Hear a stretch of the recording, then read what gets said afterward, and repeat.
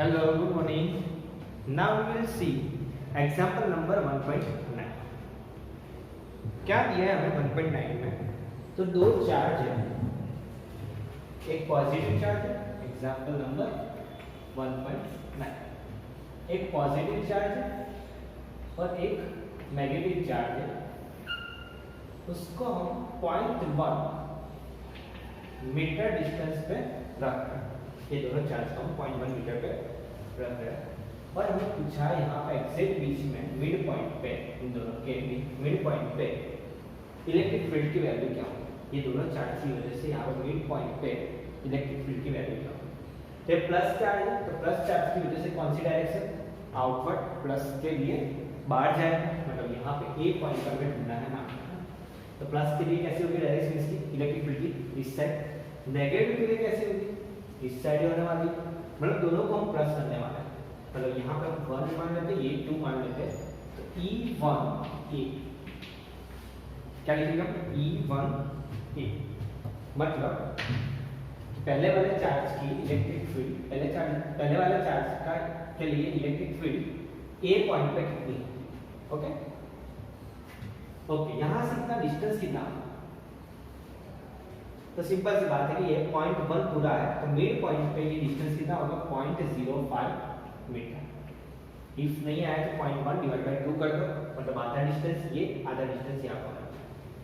ये भी कितना होगा 0.05 मीटर।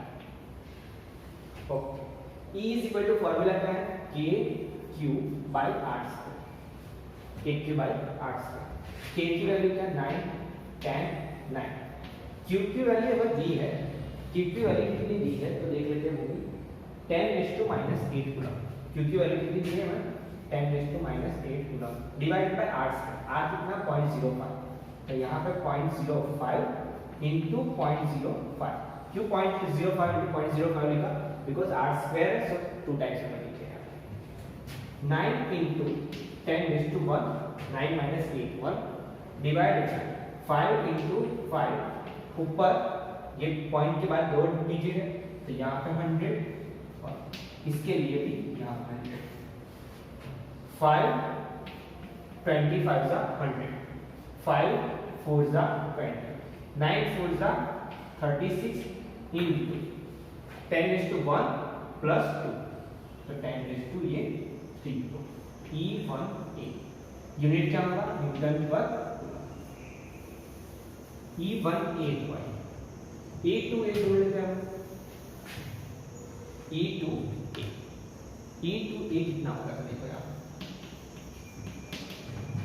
यहाँ पे डिस्टेंस कितना है 0.05, चार्ज भी सेम है, तो E2A इज इक्वल टू क्या होने वाला है E1A, मतलब 36 इंटू 10⁻3 न्यूटन पर कूलम। ऐसे इलेक्ट्रिक फील्ड डिपेंड होती है Q एंड R पे, Q भी सेम R भी सेम, तो यहाँ पे E2A की भी वैल्यू क्या आने वाली है E1A, और E1A आया है 36 इंटू 10⁻3, और दोनों की डायरेक्शन सेम डायरेक्शन में जा रहा है, तो हम क्या करने वाले हैं यहाँ पे प्लस करने वाले हैं। EA total electric field at point A is equal to E1A plus E2A, 36 into 10⁻3 plus 36 into 10⁻3, 10⁻3 common निकालो, 36 इंटू 10⁻3 कॉमन निकालो, पूरा निकालो कॉमन है, 36 इंटू 10⁻3 कॉमन निकालो, यहाँ पे 1 बचा, यहाँ पे 1 बचा, तो मतलब आया ये 36 इंटू 10⁻3 इंटू 2, 36 2 जा होता है 72, 72 into 10⁻3 E2 so EA newton per coulomb. मतलब electric field at point A due to this two charges is 72 into 10⁻3 newton per coulomb. Next पूछा है हमें कि यही चार्ज यहाँ पे ही रखे हैं और यहाँ पे कोई पॉइंट B है, यहाँ पे ढूंढने के लिए बोला है, कोई पॉइंट B पे, मतलब यहाँ से उन्होंने बोला है ये डिस्टेंस है 0.05 मीटर, 0.05 मीटर।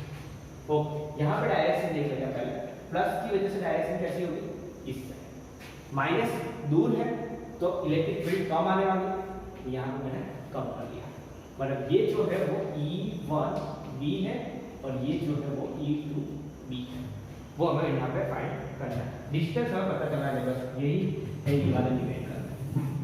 तो देखो यहाँ E1B E1B ये डिस्टेंस कितना है 0.05 दिया ही है, तो उसमें तो कोई प्रॉब्लम होने वाला नहीं है। E1B के क्यू बाई आर, के कितना 9 10 9, क्यू कितना 10 रेज़ टू माइनस 8, आर कितना तो 0.05 का स्क्वायर ही है, तो आंसर वही आने वाला है हमारा, तो वही लिख लेते हैं 0.05 इंटू 0.05। यहाँ पे कैलकुलेशन करने की जरूरत नहीं क्योंकि यही आने वाला है, सेम टू सेम वैल्यू है, कुछ चेंज नहीं है, तो आंसर क्या आने वाला है यहाँ पे 36 into 10 raise to 3 E1B newton per coulomb. E1B मिला है, हम सुन लेते हैं अभी E2B E2B। अब देखो डिस्टेंस कितना होगा, ये 0.1 और ये 0.05, मतलब 0.1 यहाँ पे आपको दिखा रहा हूँ मैं, 0.1 प्लस 0.05 करेंगे तो आंसर क्या आने वाला है 0.15। मतलब डिस्टेंस कितना होगा, ये वाले चार्ट से ये B पॉइंट का 0.15। ओके, ये लिखने की जरूरत नहीं, आपको समझाने के लिए मैंने लिखा है यहाँ पे कि डिस्टेंस कितना होगा 0.15। E2B is equal to same formula KQ by R square। K कितना 9 10 9, Q कितना 10 raised to minus 8, R कितना तो R 0.15 into 0.15। Okay, 9 into 10 raised to 1 आने वाला है यहाँ पे। अब पॉइंट के बाद 2 डिजिट है तो 100 लिख लेते हैं, यहाँ पर 100 और इसकी वजह से भी यहाँ पर 100 आने वाला है, डिवाइडेड बाय 50 इंटू यहाँ पे 50, 3 3 जा 9, 5 3 जा 50, 3 5 जा 50, 5 20 25 जा 100, 5 4 जा 20, मतलब आंसर आया हमारा 4 into 10 raise to 3 E2B newton per coulomb, newton per coulomb. तो total electric field at point B कितना है, EB इज इक्वल टू, हमने क्या बोला था यहाँ पे कि E1B बड़ा होगा E2B छोटा होगा, क्यों, बिकॉज डिस्टेंस 1 से कम है और 2 से ज्यादा है, तो और दोनों ऑपोजिट डायरेक्शन में है इलेक्ट्रिक फील्ड की डायरेक्शन, तो यहाँ पे हम क्या करेंगे minus E1B minus E2B। E1B कितना मिला हमें 36 into 10 raise to 3, 36 into 10 raise to 3। यहाँ पे E2B कितना मिला है 4 इंटू 10 रेज़ टू 3, तो 36 into 10 raise to minus 6, 10 raise to minus 3 common निकालो, 36 माइनस 4 कितना होगा, 36 minus 4 32 into 10 raise to 3 EB newton per coulomb. हमें एक और पॉइंट दिया है यहाँ पे इक्वेटर पे, C पॉइंट पर हमें पूछा है, वो हम बाद में करते, पहले एक नोट डाउन कर लो, उसके बाद स्क्रीनशॉट ले लो और उसके बाद हम आगे जाते हैं। ओके, नेक्स्ट हमें पूछा है कि EC पे ले लो, मतलब यहाँ पे एक पॉइंट दिया है, मैं ड्रॉ कर लेता हूँ, रुको, यहाँ पे C पॉइंट है, यहाँ पे वो पूछा है कि यहाँ पे ये दोनों चार्ज की वजह से इलेक्ट्रिक फील्ड कितनी है, तो ये रफ कर लेता हूँ।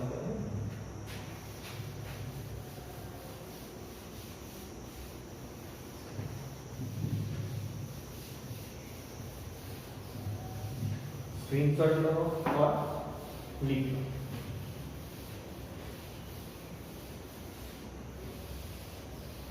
ओके, इतने में आ जाएगा।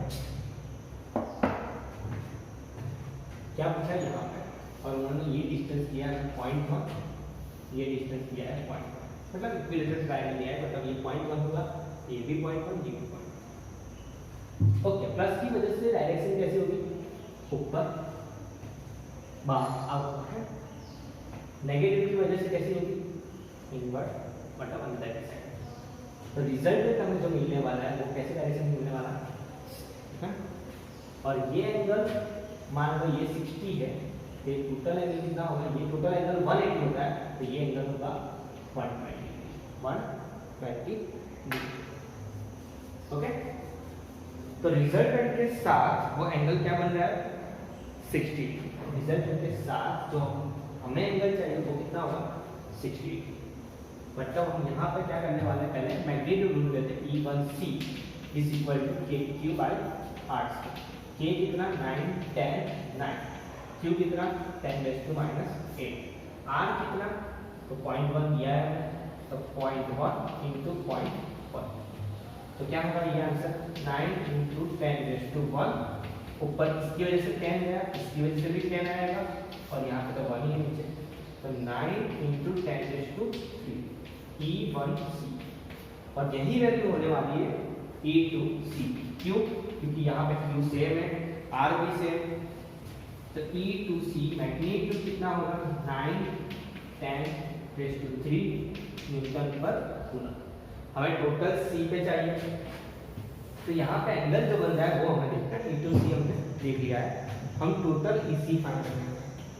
EC इज इक्वल टू क्या होगा E1C, एंगल कितना है 120 बनता है, E1C cos 120 plus E2C cos 120, तो E1C cos 120 हम कॉमन निकाल सकते हैं, ये दोनों की वैल्यू कैसी है C, E1C is equal to E2C है, तो हमने E1C भी कॉमन निकाल लिया, 120 भी cos 120 भी कॉमन निकाल लिया, यहाँ पे बन बचा, यहाँ पे बन बचा।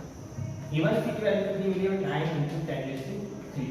cos 120 को हम कैसे लिख सकते हैं, तो cos 120 को हम लिख सकते हैं cos 180 माइनस 60, 180 माइनस 60 क्या होगा 120 होने वाला है, 1 प्लस 1 कितना 2, तो यहाँ पे आया 9 इंटू 10⁻3 cos 180 माइनस 60, वैसे माइनस आता है बट यहाँ पे हम माइनस यूज करने वाले हैं नहीं, क्यों हमें सिर्फ वैल्यू चाहिए, वैल्यू कितनी होगी डायरेक्ट हम बाद में देखते हैं, तो यहाँ पे cos 180 माइनस 60 को हम कैसे लिखते हैं 60, 180 माइनस करो तो फंक्शन चेंज नहीं होगा, इंटू 2, cos 60 की वैल्यू कितनी होती है cos 60 इज इक्वल टू 1/2 होता है, तो 2 गया, मतलब आंसर आया हमारा 9 इंटू 10⁻3।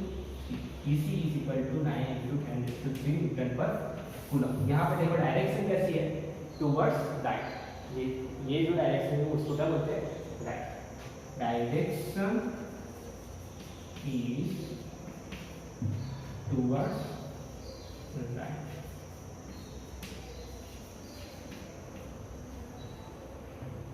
ओके